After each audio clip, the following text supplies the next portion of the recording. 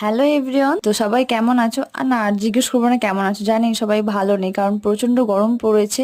এই কারণে সবারই অবস্থা টাইট, আর আমারও অবস্থা টাইট। কিন্তু আমার গরমকাল ভালো লাগে, কিন্তু এত গরমও ভালো লাগে না। এই কারণে বাবাকে বললাম, চলো বাবা ডাব পারো, ঠান্ডা ঠান্ডা খাওয়া যাবে গরমের মধ্যে। তো দিদি শ্বশুর বাড়িতে এটা, তো বাবা ছাদে উঠে পড়লো ডাব পাড়ার জন্য, আর বেশ কটা ডাব পেরে নিল। তার বোনি নিচে থেকে কুড়িয়ে নিয়েছিল। তো প্রথমে সব থেকে যেটা ছোট ছিল সেটা ফাটানো হলো, তো ফাটানোর পর এটা এরকম অবস্থা। আমাদের একটা ডাব হয়ে গেল ওয়েস্ট, আর আমরা এতজন সৈন্যদল আছি, জানি না কি করে হবে, সবাই ভাগযোগ করে খেয়ে নেবো একটু আধটু করে। তারপরে সেকেন্ড ফাটিয়ে নিল এই ডাবটা। তো এটাতে অনেকটা জলও ছিল, আর ভেতরটা অনেকটা মোটা শাঁসও ছিল।